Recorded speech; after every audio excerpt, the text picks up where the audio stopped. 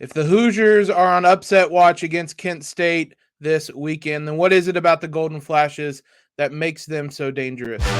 You are Locked On Hoosiers, your daily podcast on the Indiana Hoosiers. Part of the Locked On Podcast Network, your team every day.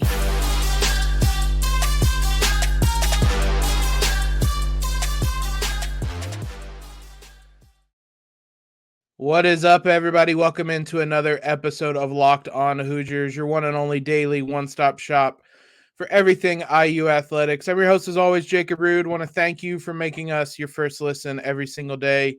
Big thanks to FanDuel for being the sponsor of today's episode, the official sportsbook of Locked On. Make every moment more. Visit FanDuel.com/LockedOn today to get started. We talked yesterday about the Hoosiers potentially being on upset watch. Let's find out a little bit more about this Kent State team. And to do that, invited KentWired reporter who's covered the team all season long, a fellow Jacob Sholden. Jacob, it looks like from afar it's been a fun season for Kent State this year. Just what has this season been like for the team and the program? Yeah, like you said, this season's been a lot of fun. It's been a lot of fun watching them. I mean, this team, especially for Kent State students, never saw a loss this year. There's 15-0 at home, something that hasn't been done in a number of years. And this is just a very experienced team that has allowed I think, a lot of the students to start to buy into them as the season went on, as wins started to rack up, getting close to that MAC tournament. But yeah, just like you said, it's been a lot of fun watching this team, being around them. There's a lot of energy from within, and they've really adopted a lot of that from the fans too. It's a team that, when you kind of look at their season, their schedule, as I'm sure a lot of IU fans have done, there's a couple of big games early in the season that jump out. It was 3 games in a 4-game stretch. Charleston, Houston, Gonzaga, all teams that made the tournament, but specifically those Houston and Gonzaga games, it's a non-conference schedule that would be tough for any program, let alone a mid-major. What do you think Kent State kind of learned during that non-conference play when they played all those teams tough? Yeah, I think the biggest thing that they learned, and even talking to Coach Senderhoff, is just that they can really play with anybody. And that I know he's talked a lot about just they scheduled those games so they could learn and feel what it's like to play against the major conference teams and get that experience, so that maybe hopefully when you get to that NCAA tournament, you're not really too nervous about who you match up because you've already played them. And then also coming from the MAC schools, a lot of times, well, not really most of the time, it's all the time, you only get one school to make the NCAA tournament. So you got to kind of go out there and play those schools that you don't really want to play, but maybe if you can upset one or two of those teams, you can get at an at-large bid. And they played, like you said, those 3 teams very well. And I think that's where they really learned who they kind of are and really took that motivation and that experience into their conference season. And then, I mean, if you look at that, they were 6-3 after that Gonzaga loss, and they finished 28-6. So they certainly took some notes from that, really found their stride in conference play. I mean, is that the sense basically of what this team did after those contests, of just kind of finding their stride? Yeah, I mean, this team was very strong at home. They're a little shaky on the road at time, but I just think those 3 games in particular just really showed that they're a very experienced team. They showed that they could play with really anybody. And then when they got into that conference schedule, they carried all the way that until it was, I believe, their first conference loss, and then recently, after talking to some of the players, they kind of admitted that they got a little bit to their head about, because Kent State was receiving top 25 votes. So, I think that kind of brought them back down to where they needed to be, but then also motivated them for that stretch run into the tournament. I mean, you spoke about how the MAC is kind of a one bid conference, excuse me. Mm-hmm. How did this team kind of handle that pressure? You mentioned that it got to them a little bit, but kind of after that point, how do they handle that pressure, knowing that, they have to win the conference tournament no matter kind of how successful the regular season is to to get to the tournament? Yeah, I think they just they understood that the second the MAC tournament started that wasn't the MAC tournament. That was their NCAA tournament, because other schools, just like Indiana and any of those major schools, you have more life. And then you get into those mid-majors, the second you get into there, those games are incredibly important. And it doesn't matter if you went undefeated in the regular season, you need to win those games. It's interesting to kind of look at that compared to maybe an IU who the Big Ten tournament was there. They didn't really need to perform in it, especially after Friday when they beat Maryland. It felt like things were done and dusted. Whereas with Kent State, you have to play all 3 games, and any slip up and you're done. Your season's over. I know the final was kind of an emotional one considering how close they got last year. What was that kind of game, that atmosphere, the feeling of the team like after that Toledo game? Yeah, I think it was a lot of relief for especially the players that were contributed a lot last year, especially Sincere Carey and Malique Jacobs. Just the way that game ended, and it doesn't help either that you have a loss like that in a championship game to your rival school, and that be at a 20-point loss. And I know in the press conference we learned that the 75-55 ended up being the locker room code for this year for the team, just as a constant reminder of what happened last season. And I know most of the year I tried asking guys and try and get their gauge on what it was like last year, but they're very even kilt to it, didn't really talk much, but you could tell just the way it almost, even though they defeated Akron in that previous round and then defeated Toledo, that there was a lot of relief and a little bit of weight taken off their shoulders and feel like they were able to avenge what happened the season before.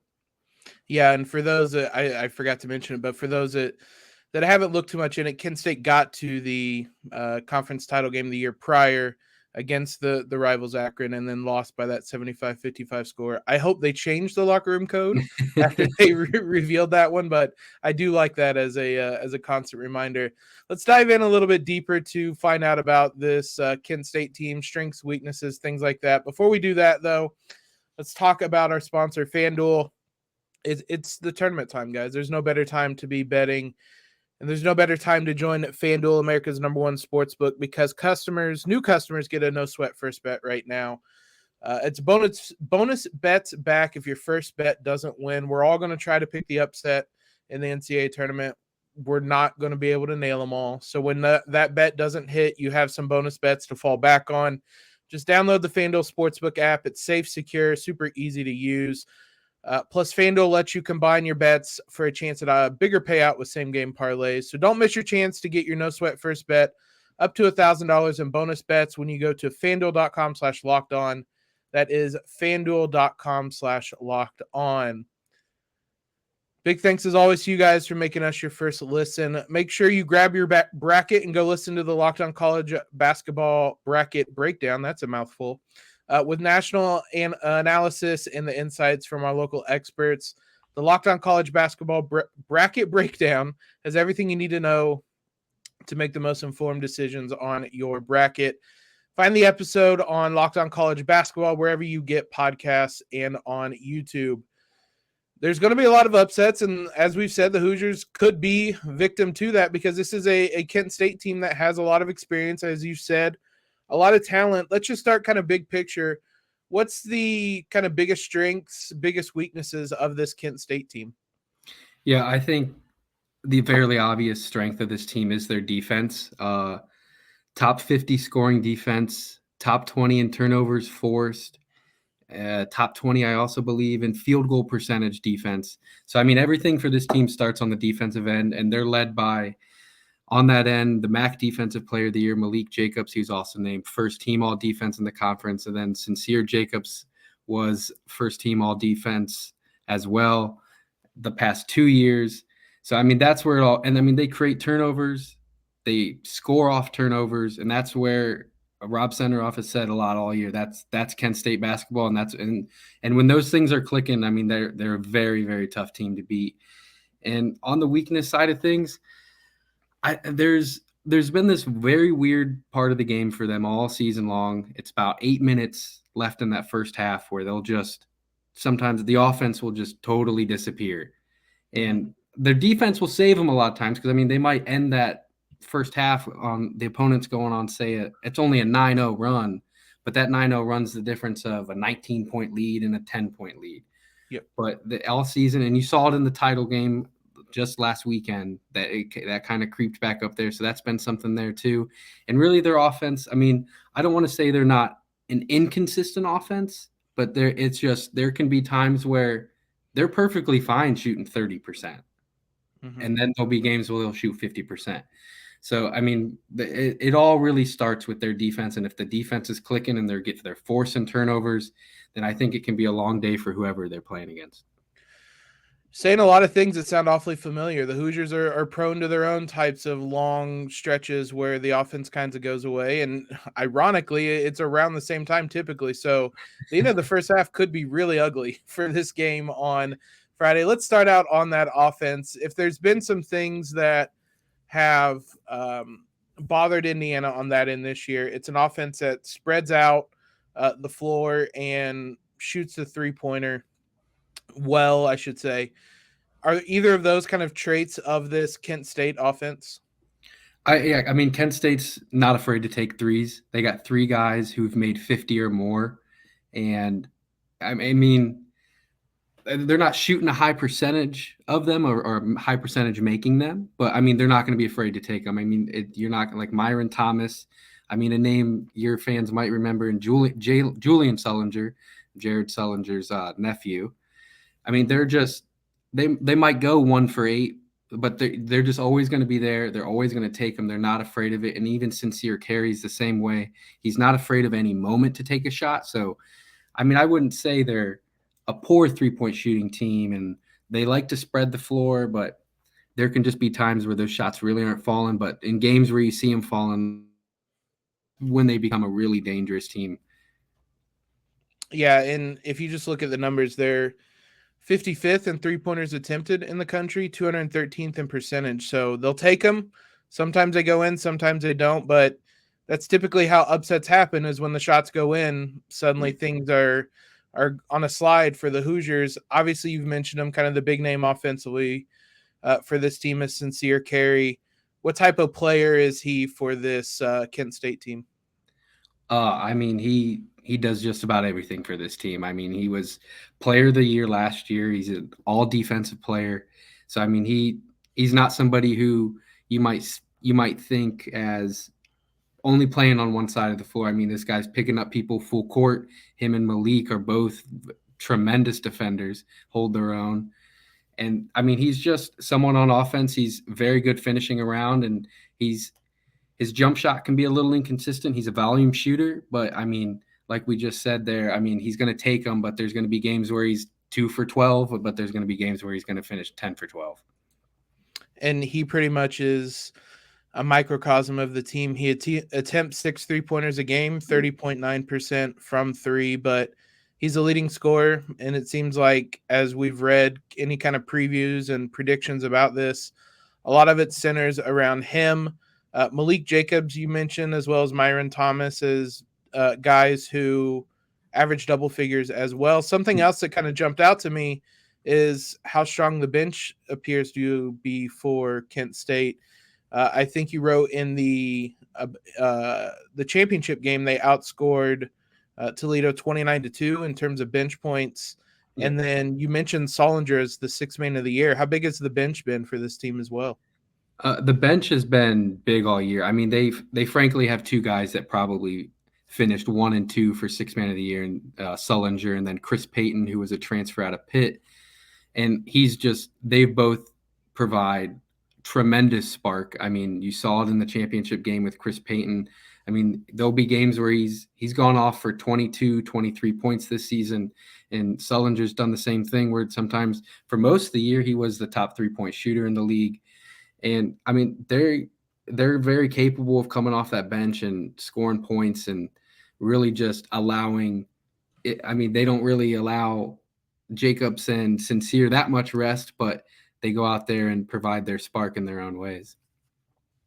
On the other side of the ball, defensively, you mentioned the big thing about this team that jumps out when you look at them is the turnovers. And how many they create. They are, I had it up here, 8th in the country in steals, and opponents are 350th in the country in turnovers. So bottom 15 in the country in turnovers.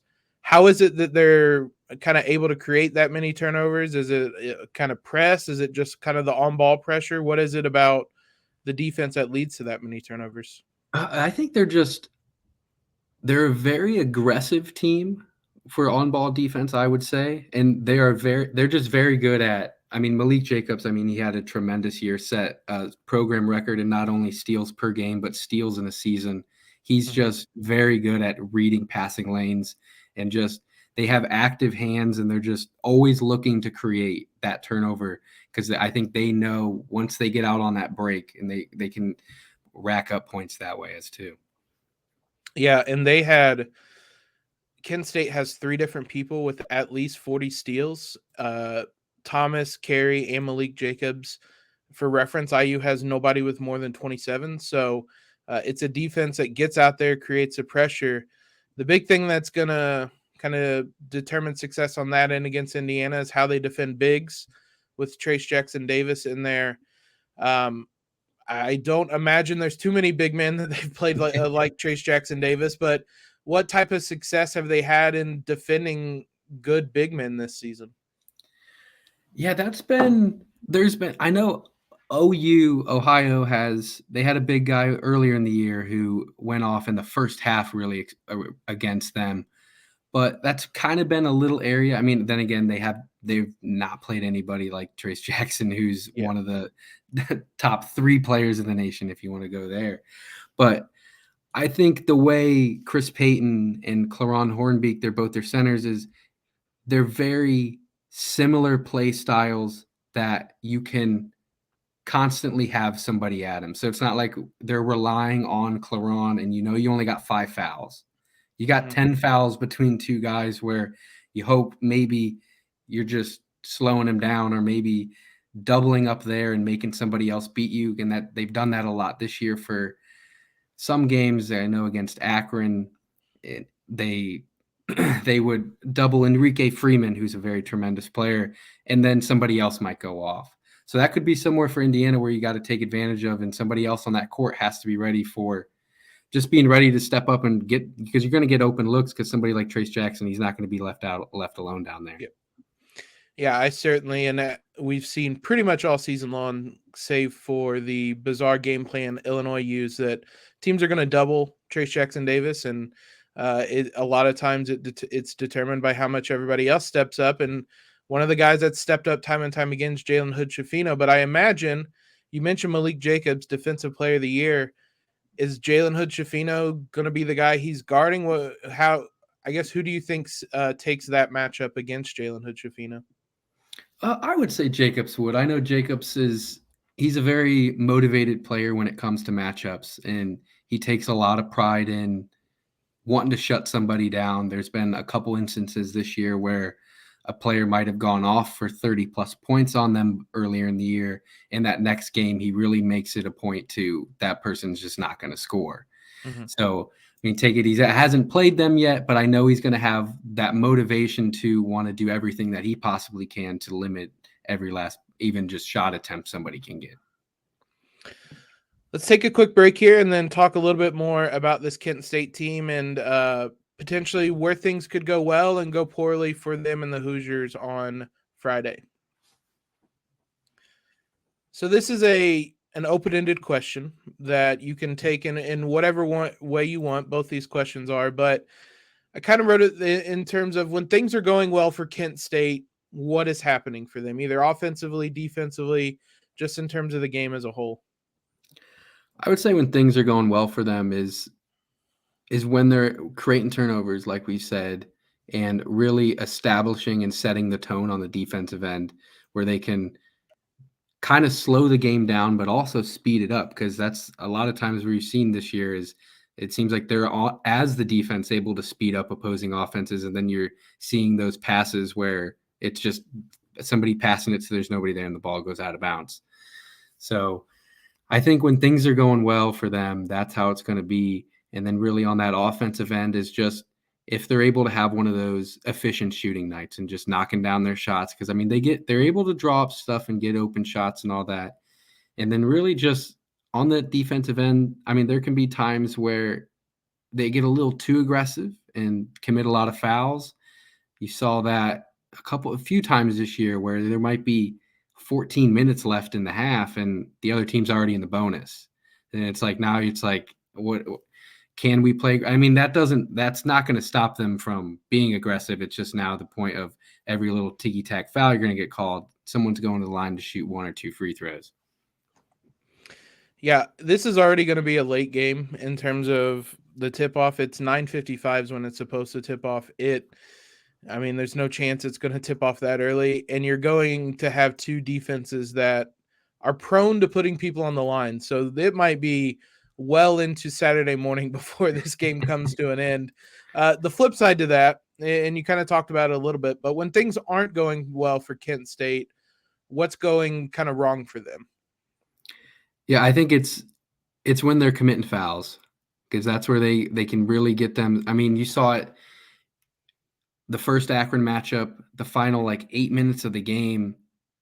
I think Kent State, they committed a bunch of fouls, and it might have been like 14 or 15 points Akron scored at the line, and they shot like 0 for 10.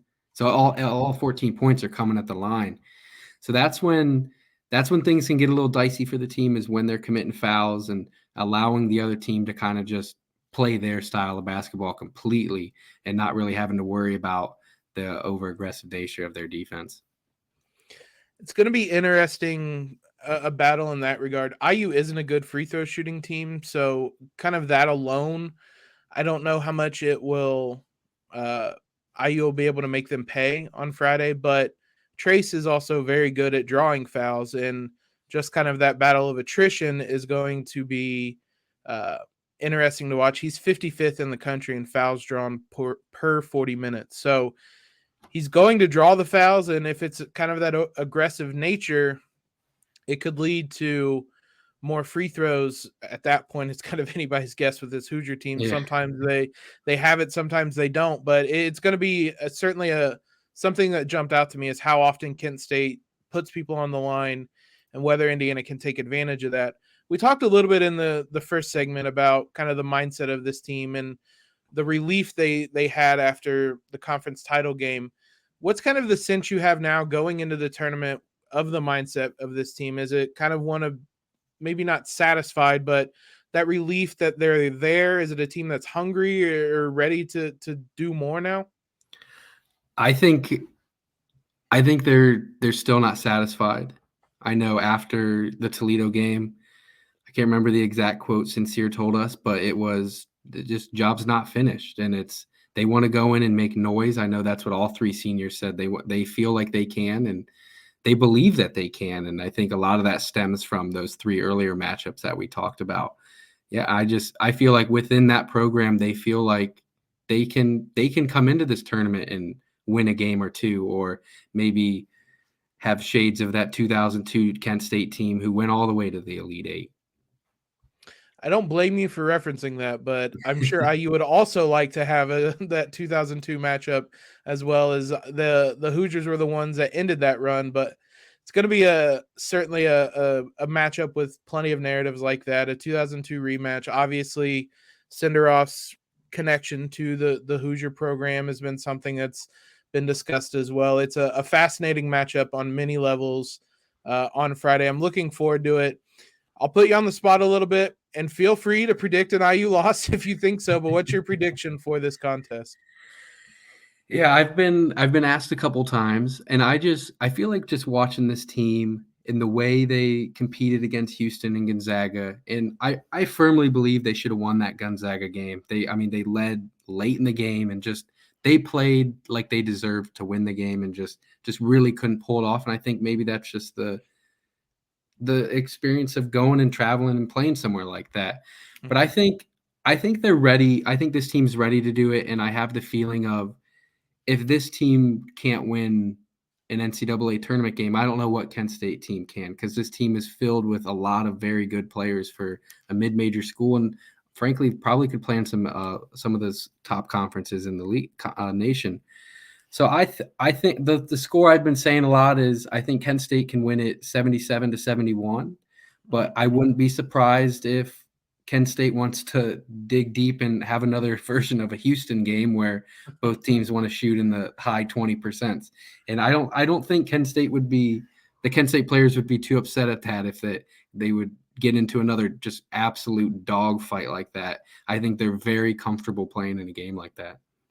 That Houston score jumps out like a sore thumb just glancing at the schedule. 49-44 was the final in that one.